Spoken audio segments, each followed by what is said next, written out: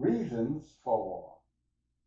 In 1 Timothy 1:18, Paul says to Timothy, "This charge I commit unto you, son Timothy, according to the prophecies which went before on thee, that you by them mightest war a good warfare."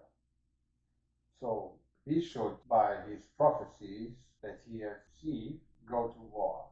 Prophecies help in our war.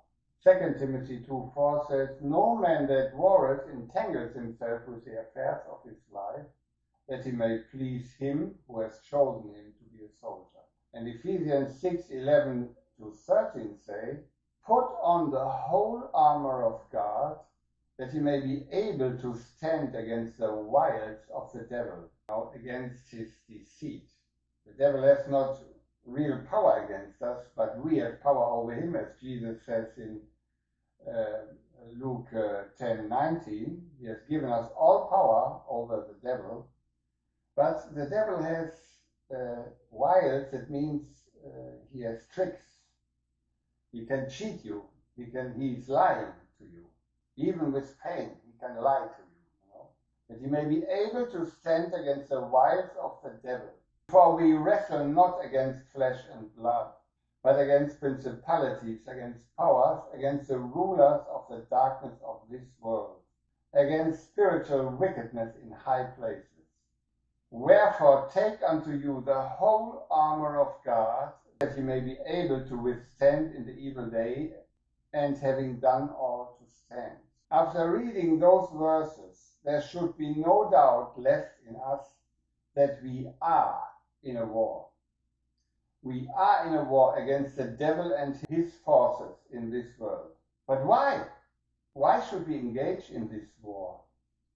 What could ever be our motivation to fight? Why should we fight instead of having a good time as forever saved Christians in our lives? The answer is love. Considering the terrors of hell, where it shall be endless torment, pain, anguish, depression, terrible fear, eternal burning frustration, screaming, no more love, no more hope, no more friendship. All this awaits the lost people. Knowing this, love must stir up our motivation to fight for the lost. We need to gain their trust again by learning to heal the sick and cast out the devils which already torment many people in this life.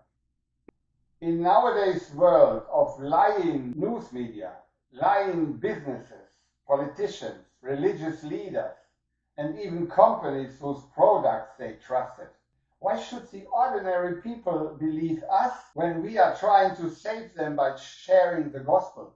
Why should they trust that our words are true and would represent the true God? People today are used of being lied to and being betrayed. And as their trust has been abused so many times, we also need God's approval by signs and evidences, such as healing miracles or problem-solving wonders and wisdom. We need that in the same urgency that Jesus and the early Christians did. In Acts 2:22 we read, "You men of Israel, hear these words. Jesus of Nazareth, a man approved of God among you by miracles and wonders and signs, which God did by him in the midst of you, as you yourself also know." Brothers and sisters, God does not change.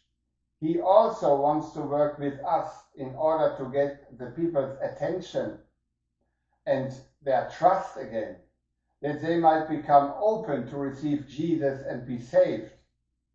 In Mark 16:20 it says, "And they went forth and preached everywhere, the Lord working with them, confirming the word with signs following." In John 14:12 Jesus assures us, "Verily, verily, I say unto you, he that believes on me, the works that I do shall he do also, and greater works than these shall he do, because I go unto my Father." That is what Jesus promised us. All of us have a right to stand on that promise. John 14:12. Please read that and learn it by heart. Jesus' words are valid for all the Christian ages. It is not God's lack of willingness to do miracles among us. It is our lack of knowing how to exercise the faith of Christ, which He has given us. You have the faith of Christ, of Jesus Christ Himself in your born-again spirit.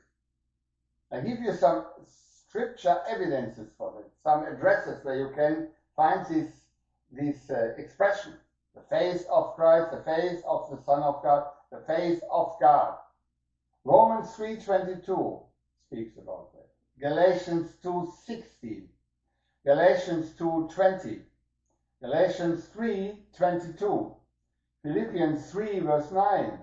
And James 2 verse 1. I think in Revelation there's also a verse that says the face of Christ. Acts 8 verse 6 say, and the people with one accord gave heed unto those things which Philip spake, hearing and seeing the miracles which he did. So why gave they Philip their attention? Because they heard and saw evidence of God being behind Philip's message. Because he did miracles, healing people and delivering people from the oppression of the enemy. Matthew 15 verse 32 says, then Jesus called his disciples unto him and said, I have compassion on the multitude, because they continue with me now for 3 days, and they have nothing to eat. And I will not send them away fasting, lest they faint in the way. Look, if Jesus had compassion concerning the physical, nutritional status of his audience, how should we not be concerned or compassionate about the eternal status of those who are blindly on their way to hell? Why don't we try our uttermost to convince people that God is loving every one of them? If we learn to hear them as the Christians in the first 4 centuries reportedly did. You know, some people think, or some people teach, that miracles ceased with the apostles, with the first 13 apostles. But this is historically not true.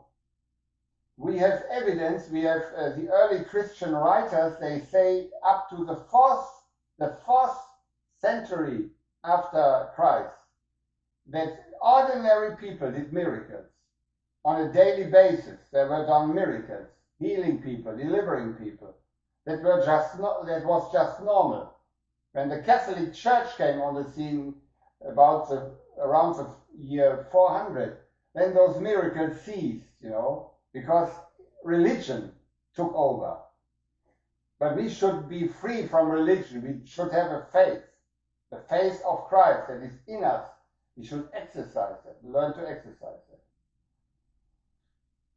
The 2 main reasons why we need to learn to heal people by the faith is that they can become open and trusting, and that we have compassion for them that suffer pain or even are doomed to death by the diagnosis of medical professionals.